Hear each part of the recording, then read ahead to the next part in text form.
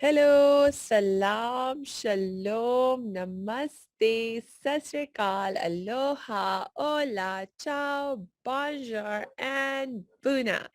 It's really, really great to be with you again today, and I'm sure you will be so happy you're with us again because I have a lovely, wonderful guest with me, Anja Randgaard, who helps ambitious and driven entrepreneurs add 10 to 15K to their monthly income without funnel or ads.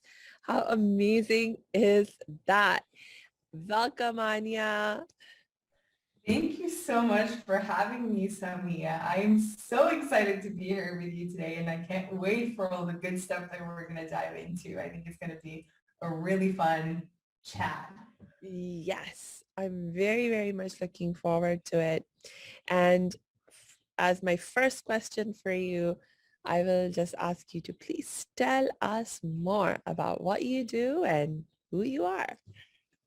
Sure. So I help ambitious and driven entrepreneurs add revenue to their business. I found that I'm a bit of a strategy geek. I love diving into the strategies, like the things that people find boring, and I like to try to make them fun, understanding how to, put the passion into the strategies. And I love how that, converts into marketing, converts into client propositions and sales.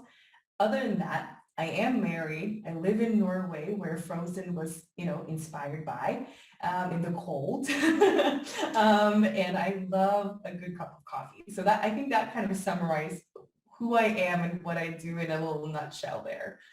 That is awesome. And I love that you call yourself a strategy geek. I think I might be a little bit of a strategy geek myself. Can Oh, you tell really? me more about what it means to be a strategy geek and how that relates to your ability to help business owners generate more revenue? Sure. So I think what most businesses kind of forget is that the foundation of their business, they have to have a strategy. And one of the things that I really love about strategies, there's no really one size fits all. There's all these different models and things we can do. But at the end of the day, the ability to connect the strategy and make it your own so that you can have an authentic and heartfelt business, because we buy from people. We don't buy from a perfect strategy.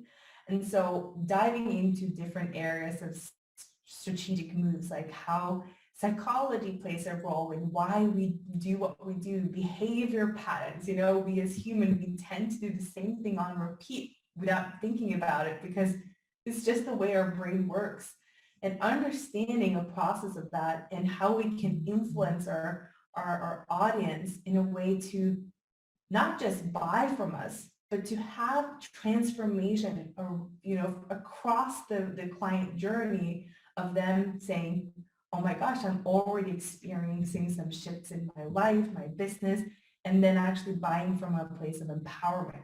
I love that part of business.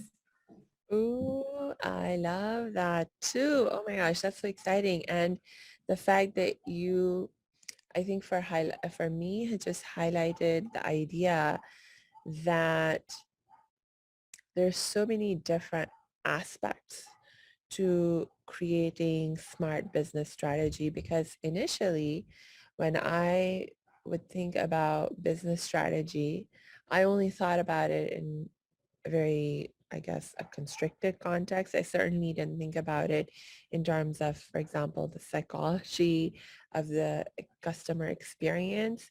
So this is really, really cool.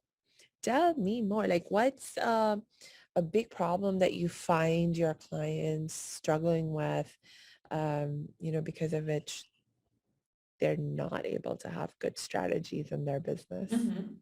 Yeah, I think the most common thing is either that they've taken a course and they've been taught like a very specific, you need to follow this step-by-step process. If not, you're not going to succeed. And they're doing it and it's not working for them. And they feel kind of they're questioning themselves more than questioning the strategy. Or they're testing a strategy for a week, going all in. I can remember that from early days in business. I would see someone do something and I was like, oh, this is really smart. And then going all in and seeing nothing because I wasn't paying attention to the strategic components. So kind of thinking that we have a strategy, but not really, because you're constantly shifting it. So you're not actually trusting the foundation of your business, because, a lot of strategy is trusting that you're delivering good content, you're delivering good and valuable things to your audience. And so I think a lot of people that maybe aren't getting consistent clients, or they're wanting to scale, but they're not seeing that shift happening, it's usually maybe a calibration in their strategy, because you can't have the same strategy for making 10K than 100K, just as an example, but they can be a similar foundation. And then you just need to recalibrate how that's going to look like. And having that foundation, it's not something that is set in stone. You need to do this and this and this. It's more based on the values and the moves and the way you want your operating. It's the backbone of your business, if that makes more sense. Yeah, that makes a lot of sense to me. And again, you just highlighted some amazing points. And I especially loved when you said, like, sometimes when people are taught to do things a very particular way and it's not working for them, it's like they start to question themselves instead of questioning the strategy. Yeah. Oh man, yeah, I can just even think back to my own experience and Mhm.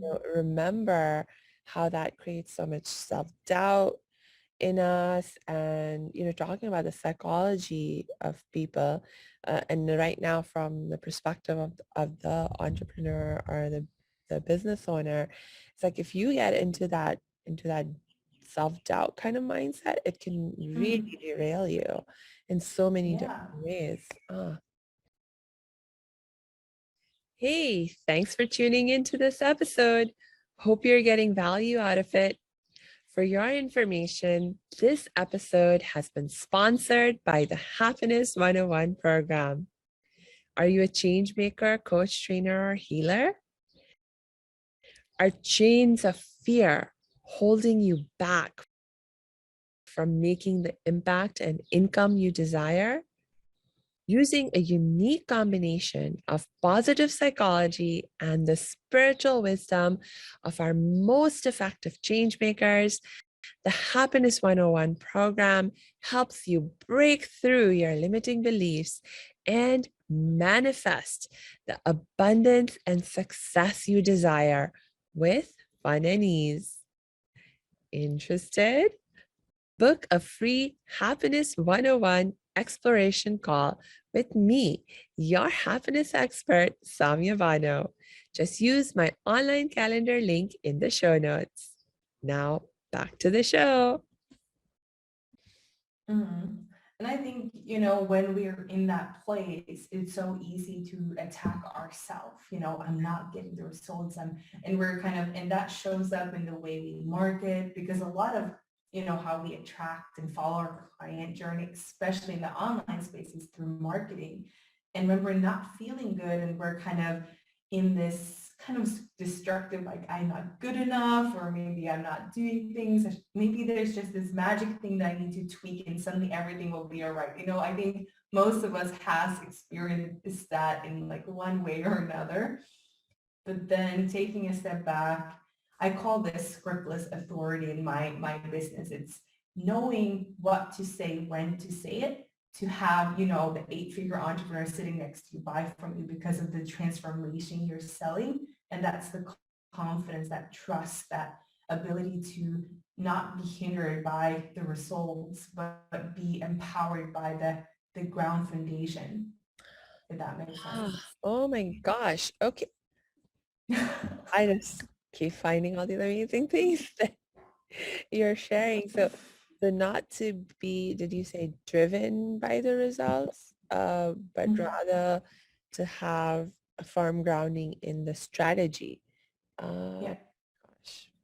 That is so amazing. And that's such a brilliant, brilliant point, because if we are driven by results, so to speak, but so often we cannot be in direct control of the results, if ever, actually. I mean, we can only do what we can do, and then the results kind of emerge as they emerge. So actually, if you are driven by results, in some ways, you are like setting yourself up for really feeling very out of control, because if you can't directly control the results, then, you know, oh my God. Yeah. I get what you mean. I think, you can in some way control, like statistically, in strategy, if you go, I call this the number game, if you Yeah. are a hunter at heart and you're just going for it, you Yeah. can probably predict how many clients you're going to get. But to be honest, if you're there and you're succeeding with it, well done. I'm very impressed. But at one point, you're probably going to be burned out because you're constantly in a place of doing, Mm, not in a place of being. uh, And what I've actually seen is most of my clients that feel kind of good about, their client journey and get excited about it, they have higher revenue because of that. It's not just adding 10K like in a month. Like one of my clients, we hadn't worked together for just 24 hours and she's yeah. like 2 new clients at over 5K. So, it's not necessarily about the results, but the results will come when you align yourself with the strategy, because suddenly the strategy isn't just I'm going to go and get you. It's Yeah. more, how can I serve you? How can I, help you move forward in the transformation together? Yeah. Yeah. So being aligned with the strategy, being grounded in the strategy, and this strategy is brought something that feels good to you, is authentic to your personality, character, values, etc., and is in alignment with the psychology of your customer or client. Is there is Yeah. there any other component to the strategy that we should be aware of? Yeah, I think, a lot of times how good a strategy is Mm, shows in the marketing. uh-huh, It's like how we're a lot of people are focused on how much should we market, the visibility part. uh-huh. But and then forget it's not about how many posts you write. You're not going to be more successful with more posts. It's about what you write and how you show up. Ah, hmm.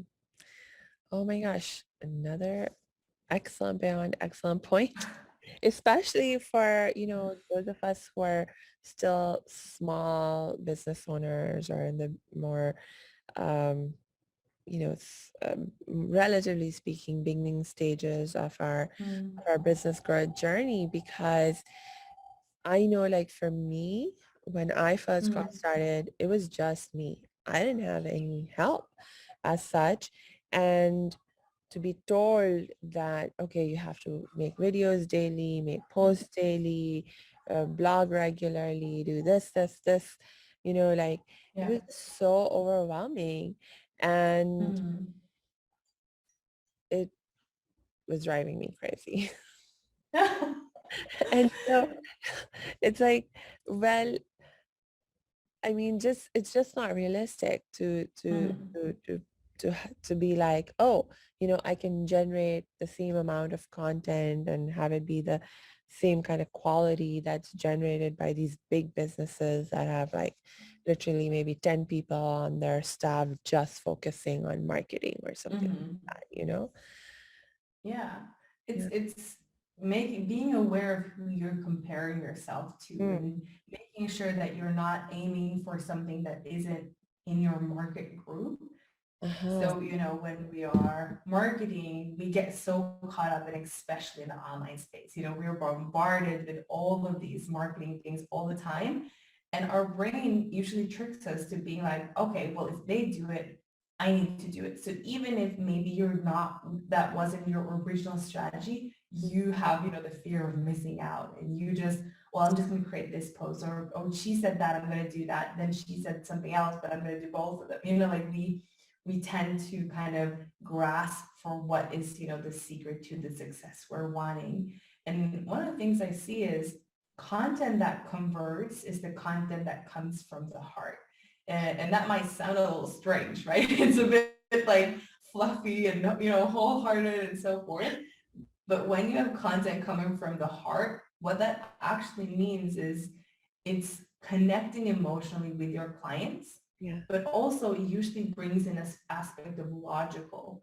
So you have both components. And in sales and in psychology, when you have both of them together in explaining a problem or a transformation, we actually get more curious and we start relating, and suddenly you have someone that is wanting to follow you like a micro influencer, or someone that wants to be around you because you made them feel good. And that's the first step in a client journey, helping them feel good about themselves or a problem, or especially as coaches, right? That's Yeah. one. Yeah. And I should tell you, it's not at all strange when you're around me and when you're talking to the audience of this show to talk about the heart, because I talk about it all the time, and people who are in my tribe love to talk about it and learn about it. So I actually really love that you brought that up. Oh, I'm so glad. I didn't know, but that's awesome. Maybe Yeah, that's why we connected so easily. indeed, indeed. In fact, throughout this time, you've been saying things that I'm like, she's spiritually grounded. She's connected with her heart. Like I can actually hear that in just how you are sharing and what you're sharing. So I Mm. really, really, really appreciate that. Yeah. Oh, thank you. Yeah, I think, you know, I don't know about you. This might be a bit controversial. Is that, I think that's what you say, controversial. I think as the online businesses, and I think has grown so much this past 2 years due to COVID, it's more than ever now. More than ever, you need to be real, raw, and honest. You need to trust yourself enough to be vulnerable with your audience, because that's the people that's going to see the most impact. Yeah. But that's also the people that's going to be able to change the world, once we're at the time, one person at the time. and Yeah. and a lot of times, the big guns, they have, the big guns. But when we wear our hearts, that's where we usually get to climb and have that exponential growth, because of the relational, because of the way we connect, right?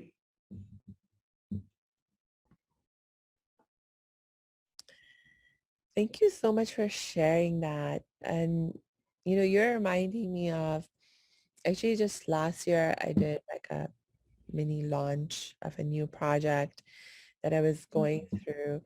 And I wanted to do like lives, like Facebook lives, as one of the ways that I was going to get the word out about it. And I'd actually never done Facebook lives before. Last year Wow. was my first time starting. And I remember the first live that I did, thank you to my coach who reminded me, Samia, you don't have to be perfect. In fact, I forbid you to try and be perfect because I have a tendency to try and be perfect. Mm-hmm.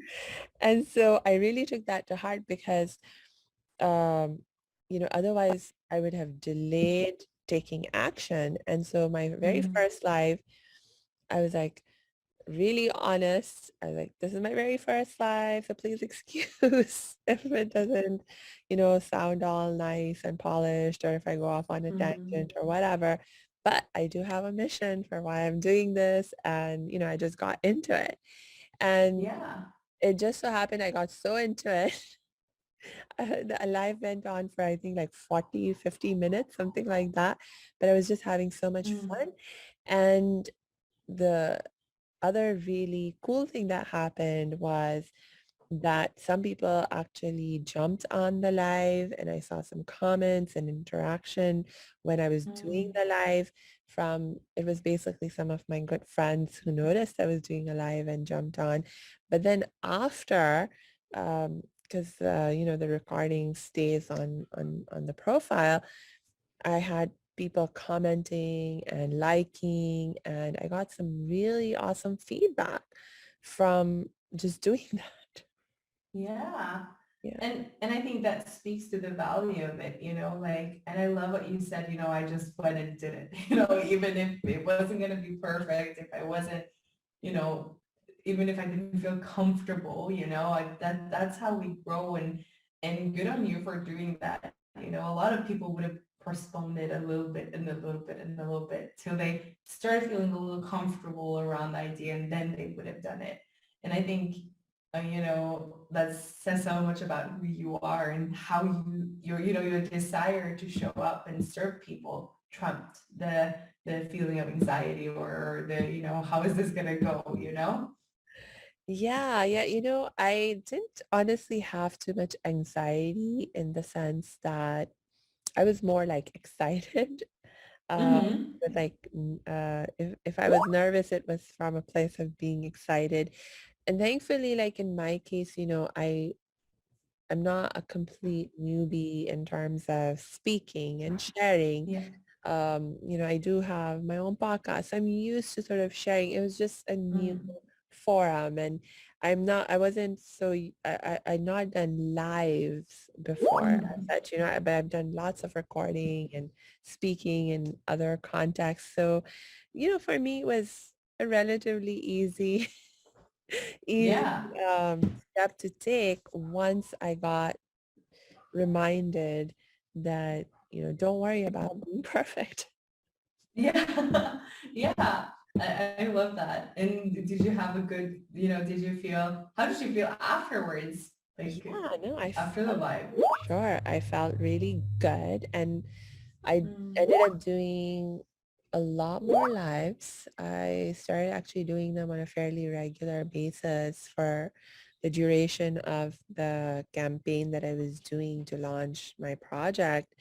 And Mm. um, I actually got better and better. I got more on point with, my message and what I had to say. And I got lots of positive feedback on it. So I'm so happy that I did it.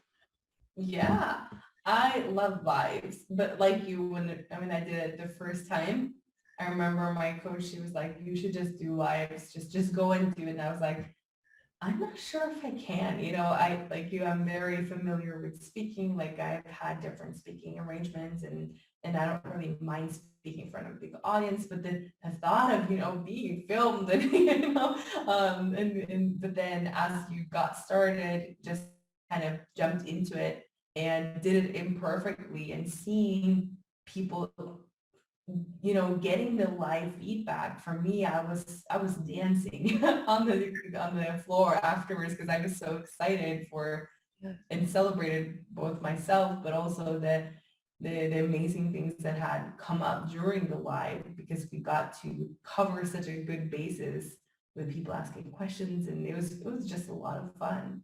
Yes. And I think that's brings me to like the big question that I have for you for right now. Mhm. And that is, how do we introduce even more fun into the process of marketing and using strategies, creating strategies? Mhm. So I think the first thing is you need to recognize what you find fun, because that might be different. And then I would look at how can that be applied in the different aspects of your business. So for example, on marketing, when we have the marketing kind of planned out, the client journey, we know how to appeal and drive transformation, and we have it kind of all set in space and time, right? Then it's you deciding how you're going to show up. I very rarely tell my clients, you need to do this many posts, you need to do this. I usually talk about, okay, how can we share this knowledge, this transformation in the way that you get excited about it? Because for some, that might be lives, that might be posts, maybe a combination, or reels or TikToks, it's not about how much or where, but it's about knowing why you're posting it and seeing the client journey through it. And I also think taking the pressure off, allowing yourself to just trust in the process and finding those fun things within that, like I really enjoy client journey, but not a lot of clients do. It's a process of finding it, I'm digging into their brain, their markets, and we're kind of, for some people that might be a bit heavy. But for me, what makes it fun is that I get to understand how their market works, and then I get to show them that. But then usually when they recognize the outcomes of the fun things, maybe in strategy or marketing, that's where they're like, oh, so I can do that. I get permission to like that. I get permission to do that my way. That's very releasing, and that makes it more fun. Mm, I agree with you. I so agree with you. And, as you were talking, I think another question that was just popping in my mind was, you've been talking about it and referring to it already to some extent as we've been talking right now. But I was just wondering if you could like maybe give an example um, of of of what um, like maybe in the context of your own business or one of your clients, uh, what creating the strategy, implementing the strategy, a strategy, what that process just sort of looks like from when you first start until you're like well into actually implementing it. Sure, that's a really good question. So what I can do is I can look at it from my business. And so and strategy is dynamic. I want to say that it's not, you haven't just created and set in stone. But whenever I start with a process of, creating a strategy, it's the main focus is, okay, what do we want to do? What is the mission that we have? And then it's finding out, okay, then you would hear probably not, it's niching down. I don't like calling it that, so I usually say create a profitable audience. You need to find the people that are wanting to buy it. You don't have to niche down so narrow that you can't find it, but recognizing who you want to serve and what you do. Either both can be very specific or one can be a little broader, but not if both of them are broader, you're going to throw out the fishing net with two big holes and you're not going to catch any clients, right? So we want to, and so recognizing those two things is the first thing of a strategy, because it's understanding who and what we're doing and how we want to serve them, right? And then looking at how you are as a person. So one of the things that I help my clients with is kind of seeing, and so for myself, I actually had a coach help me with this because it's harder to see your blocks yourself. But what I do with my clients is recognizing their patterns, like how they work, what's their strengths, what do they like, what are things that people react to, what are their friends, interacting with already. And then we put that as the ground foundation. So we incorporate what's unique about you, your gift, skills, the talents, maybe the things that you even haven't recognized. Like I had one of my clients, she was really good at one thing. And we broke it down into some more tangible things. So, and then suddenly she was like, okay, so I'm really good at helping people lose weight, right? But then she said, well, you're not just good at helping people lose weight, because what you're doing is you're recognizing their habits, and then you're able to help them shift it without them thinking about it, which is quite amazing, right? Without dieting, without kind of doing things. Does that make sense? That makes sense, and that's amazing. Yeah. And so in that, we're diving into that behavior patterns and recognizing, and usually we attract people that are very similar in our behavior pattern, with the values, with how we act. And so getting to know you and getting to know your audience together, then we create the strategy of how that will look like I call it connect, qualify, and convert. That's kind of my three in my business, where attract is where I get to serve, I get to talk to people and connect with them and, get excited. And then the qualifying is where I serve, but also see if you're a good potential match for maybe one of my programs, or maybe you're there to get free stuff. That's also okay, but I'm making sure that I see where you're at and how I can support you moving forward, right? And so kind of breaking it down into bite-sized steps of the client journey. So it's not so big and uneatable. Oh, thank you for laying out those three primary steps of building out the strategy, because I think that was sort of like what I was missing before Mhm, in my understanding of like the idea of using strategy and building strategy. So thank you so much mhm. for sharing that. That was so helpful. Is there any like last thoughts that you would like to share with us for today? No, I just want to encourage you, if you're a business owner and you want to move forward in your business and you have that desire, there's a reason for it. And there's a reason for it. Usually it's because you're meant to impact people with that gift, that little nudge that you're probably feeling in your heart or your gut. Go for it. Like, what can you lose? Maybe you help someone. Maybe that one person you changed their life. You never know. Yes. Oh, thank you again, Anya, for joining us today and for sharing all your wonderful wisdom. And for those of you who are listening or watching this, please make sure you check the show notes, because we're going to be adding Anya's links to the show notes so you can get in touch with her. I'll also add my links there so you can get in touch with me if you like. And yeah, that's basically it for now. And until we connect next time, I just wish you lots and lots of peace and joy.